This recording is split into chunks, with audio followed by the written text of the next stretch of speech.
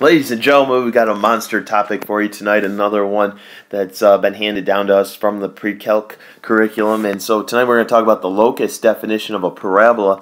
And our big goal tonight is to be able to write the equation of a parabola based on looking at what its focus and directrix is. Now these are two new components. I don't think we've ever talked about a directrix or a focus. They've basically been invisible pieces to all of the parabolas that you have been drawing all these years. And we're going to talk about the role that these invisible pieces play. So first things first, our definition here is, and while I'm doing the definition, you can kind of visualize this nice picture we've got here and see if we can kind of piece it all together and make some sense of it. But a parabola is the collection of all points. This is the collection of all points equidistant. What a fun word that is right there, equidistant. From a fixed point and a fixed line.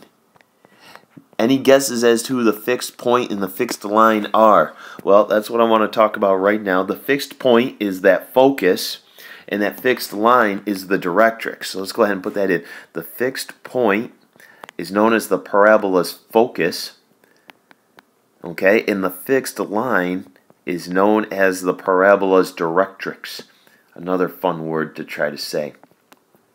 Okay, so we're going to keep coming back to these pictures, and maybe the most important thing, and I might as well talk about it right now, is I want you to look at this line segment and compare it to this line segment. And what's true about these two line segments?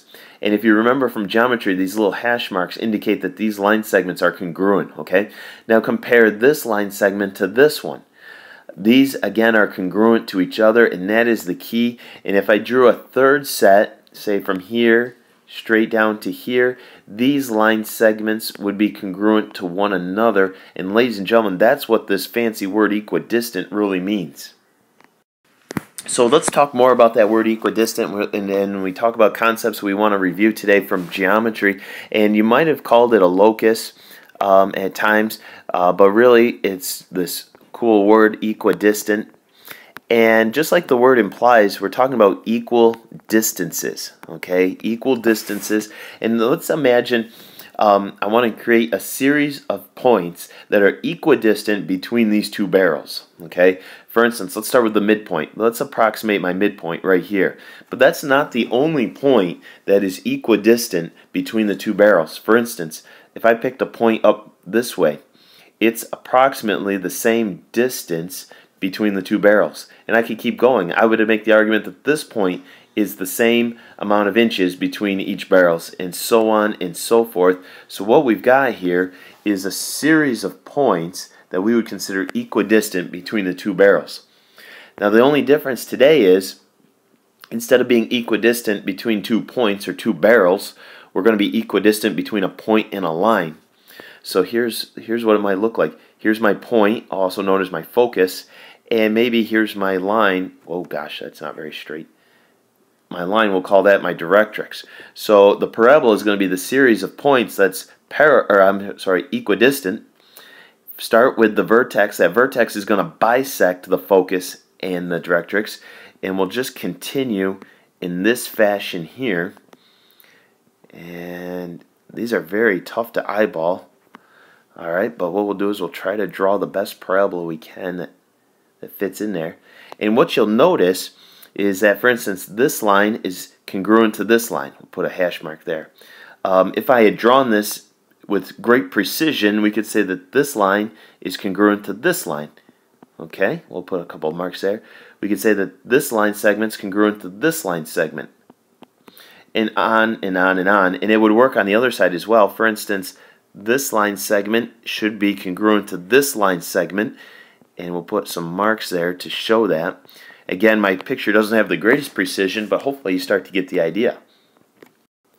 The other monster concept that we're going to use a lot today that we have to review is the distance formula. So hopefully you feel really good about this formula. And notice our handwriting is going to be really important when we do these, because this is a subscript, and then an exponent. And we want the levels to change as we write those. If we take a Monday quiz and they want the distance formula or something, we want our handwriting to be really crisp and neat.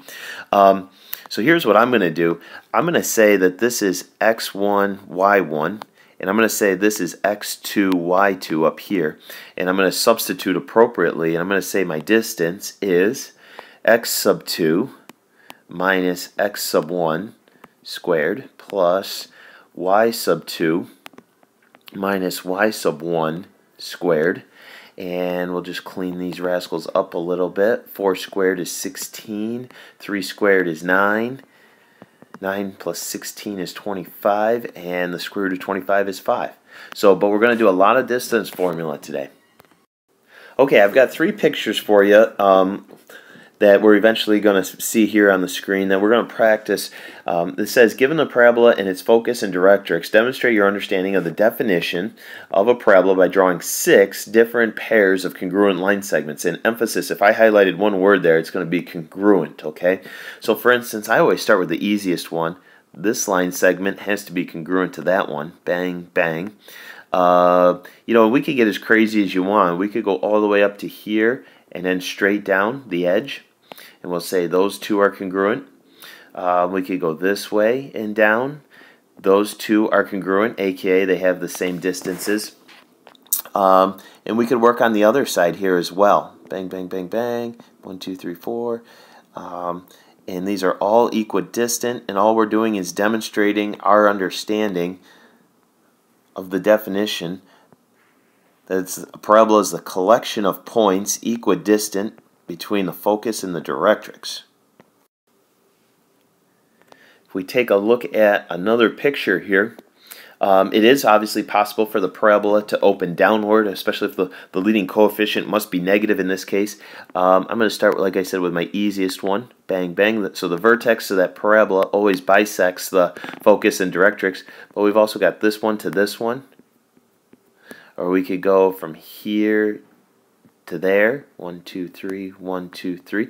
And I think 3, let's say 3 is enough there. I bet you're starting to get the feel for this. And then, of course, once in a while we'll see parabolas that open sideways. So we'll go here to here. I skipped the easy one this time. Here to there. Those two line segments are congruent. Or like we said, we could get crazy and go up here to down there. Those are both very long but congruent at the same time. Alright, we'll have, this will be a fun one to try to draw. They want me to sketch a parabola whose focus is at 0, 5. So let's start with that. That 0, 5 is going to be right here. And the directrix is going to be y equals 1, which is going to be this line right here. And I like to do a dotted line. Let's see. So we'll call that y equals 1. And so now we're going to try to sketch the collection of all points that are equidistant between the fixed point and fixed line. First of all, we're going to bisect the vertex and the directrix, which would put me right here. That would be the middle ground. So in other words, the middle of 1 and 5 would be 3. And then we're just going to try to be real careful here. And we're estimating equidistance. Hopefully by the time we draw this, it looks pretty good. And so anyway, the vertex is going to be at 0, 3, because that's the halfway point between 1 and 5. And if we tested this, we could say something like, yeah, the distance from here is congruent to that distance there, or this distance is congruent to that distance, so forth and so forth.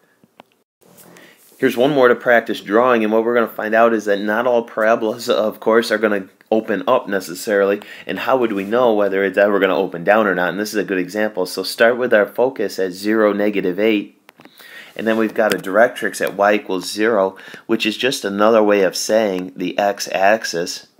So y equals 0 is going to be right here. It's nice that that pink really covers up or is visible on the x-axis. Now, where's the vertex going to go? I'm going to say the vertex is going to go right here at -4.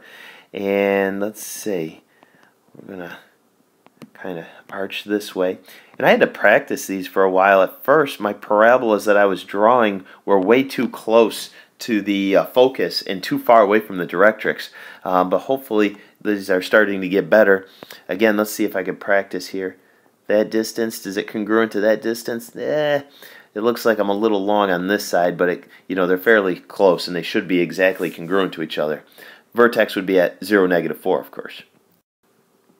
Alright, we're finally ready to tackle our first real big bear of the night here. And our goal is they want us to derive the analytic equation of a parabola. Now, don't be overwhelmed by this fancy wording. Trust me, it's nothing to be scared of. All this derive, analytic stuff. All they're really saying is write the equation of this parabola right here. Whether it's y equals, x squared plus 3x plus 2 or whatever it turns out to be, it's just going to write an equation. Now, it is the same focus in directrix we saw 2 slides ago, so we've already got our picture drawn as a visual. And I'm going to walk you through this real nice and easy here, and hopefully by the time we practice 2 or 3 of these, we'll feel pretty darn comfortable. First thing we're going to do here is we're going to label point A anywhere on the parabola. And so I'm just going to pick a random point right here, and I'm going to call that point A. And his ordered pair, it's a generic ordered pair, x comma y.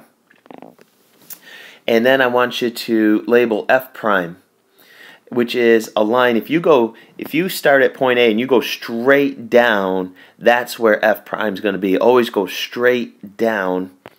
And here is my magical f prime, and that is x comma 1. All right. Now what we can do is I want you to draw line segments AF and AF prime. I'm going to try a new color here. Let's see, can we spice it up here with a little bit of, let's try some green, huh? So here is, oops, I should put, this is F right here for focus. So there's AF and here's AF prime. And my question is, what's true about these two lines? And we're going to say that they are congruent.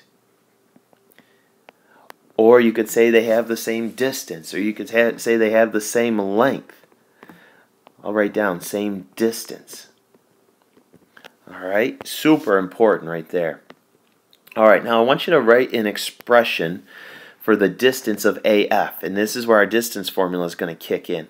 So I'm thinking the distance is going to be, and I'm looking at AF right here.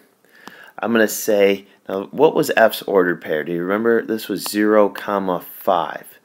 Alright, so I'm going to consider, let's see, this is going to be my x sub 2, my y sub 2, and this will be my x sub 1, my y sub 1. So when I go to write my distance formula, I'm going to say x minus 0 squared plus y minus 5 squared. And if I clean that up just a touch, what I'm going to do is this turns into x squared plus, and then I'm going to FOIL this one out, and I'm going to get y squared minus 10y plus 25. And I think we're getting good enough at FOIL where we can kind of go that fast right there. Alright. Now the next thing I want to do is I want to write an expression for the distance of AF prime, which is this line segment right here. And let's see, we can't quite see it, but I'm going to still consider this is my x2, y2, and this will be my x1, y1, and I'm just going to plug everything into the distance formula right now. So I'm going to get, let's see, x minus x quantity squared plus y minus 1 quantity squared. And I'm going to clean that up just a touch. The best thing about this is, of course, x minus x is 0. And 0 squared is 0, so that's irrelevant. So then I'll FOIL this group, and I'll get y squared minus 2y plus 1. That should be a 2y right there. Alright, good. Last thing we're going to do is it says apply the definition of a parabola to create an equation for x and y. Now, what does it mean to apply the definition? Well, basically, our definition says that these two line segments are congruent, so I'm going to set this distance equal to this distance and see what happens, okay? So I've got these two big ugly radicals that I got to set equal to each other. Minus 10y. And right now it's a little intimidating because there's so much going on here. But I promise you it's going to clean up really quick. Now what I want you to do is I want you to grab your pink marker and let's put parentheses around here and square them. Parentheses and square them. Whatever I do to one side I want to do to the other. So if I square one side I'm forced to square the other. The squaring kills the radical. Squares kill the radicals. And so now I have x squared plus y squared minus 10y plus 25. It's already looking better. And my next move is a really exciting move. What I'm going to try to do, watch this, I'm going to subtract this y squared over to the other side. Check out what happens. These cancel and these cancel. So now I only have x squared minus 10y plus 25 equals negative 2y plus 1. Now what I'm going to try to do is, now I'm going to try to move all my x's to one side and all my y's to the other side. And I should also add that I'm going to try to keep my constants on the same side as the x's. So this is a constant, and those will always go with the x's. So let's see, what am I going to do here? I'm going to add 10y to both sides. And at the same time, I'm going to subtract 1. And that's going to give me x squared plus 24 equals 8y. And then the last thing I'm going to do is I'm going to divide both sides by 8. And let's see what this looks like. So it's really x squared divided by 8 plus 24 divided by 8 equals y. In other words, 1/8 x squared plus 3 is the equation of that parabola we had drawn earlier. And of course, you could always plug this rascal into your calculator and graph it to see if it matches the same picture we had. Alright, we're coming down the home stretch, and I'm being really optimistic, but I think by the time we finish this one, you're going to feel a million times better about this process. And again, it all comes back to using the distance formula to equate the lengths of those two line segments together. So let's see, we're going to start by plotting. We've got a focus at 3, 4, which is going to be right here. And we've got a directrix at y equals 2, which is right here. And I'm going to challenge you to go the extra mile here in your notebook, and the extra effort with the great details you put in your notebook is going to pay off in the long run. And our vertex is going to be right there. It's going to bisect the two, and we've got kind of a nice smooth parabola like this. And we're going to write the equation of that parabola. So remember what we did on the last slide. We said we're going to pick any random point you want on the parabola. We're going to call that point A. And his ordered pair is going to be x comma y. Now then we said if you go straight down, remember, straight down, this will be f prime, and his point in this case is x comma 2. And what you'll notice is this value right here is always going to match the directrix, okay? Directrix y equals 2, y coordinate of 2. Now you'll notice my picture doesn't look particularly accurate, unfortunately, because this line segment's a little longer than that one, but they should be congruent if my picture was more accurate. And let's see, who else we got? And this point right here is F, and they said that that was 3 comma 4. All right, so first thing I'm going to do is the distance formula from F to A. And again, I'll say this is my x2 and my y2. Here's my x1 and my y1. And I'm going to go ahead and I'm going to write my distance formula. Hopefully the green shows up decent here so you can read it. I'm thinking x minus 3 squared plus, and I'm thinking y minus 4, quantity y minus 4 squared. And then I'm just going to do some foiling here in my head. And I get x squared minus 6x plus 9, y squared minus 8y plus 16. Okay, and I'm going to set that bear on the back burner. And then the next thing I'm going to do, I'm going to try a different color here. All right, now I'm going to try to find the length of AF prime. And notice I'm always thinking this is my x2, y2, and then now this is my x1, y1 right here. And let's see, my distance is going to be, I'm thinking x2 minus x1, x minus x squared. And this actually will always be the case right here. If that's never anything other than x minus x, we did something wrong. Now I'm thinking y2 minus y1. And that's a 0, so that's dead. And I'm going to FOIL out the other half, y squared minus 4y plus 4. Okay, now here comes the magical part. My favorite move is we're going to set this bear equal to that bear because these two lines are congruent to each other. So let's say radical, wow, this is a big, x squared minus 6x. I'm going to combine the 9 with the 16 and say 25 plus y squared minus 8y. equals radical y squared minus 4y plus 4. What I'm going to do now is I'm going to square both sides. That's going to cancel out the radicals. X squared minus 6x plus 25 plus y squared minus 8y. And I'll tell you what, if you want to try the rest of this one on your own, that's not a bad idea at all. Great time to hit the pause button and see if your algebra skills are able to clean these up. I'm going to subtract a y squared from both sides. Cancel, cancel. Again, that should happen every single time. Now my next move after I clean these up is I'm going to try to move all my x's and my constants to the left, and I'm going to try to move all my y's to the right hand side. So I'm going to, let's see, I'm going to add 8y both sides, and while I'm doing that I'll subtract this 4 over. So that's going to give me x squared minus 6x plus 21 equals 4y. And the last thing I'm going to do here is divide each and every term by 4.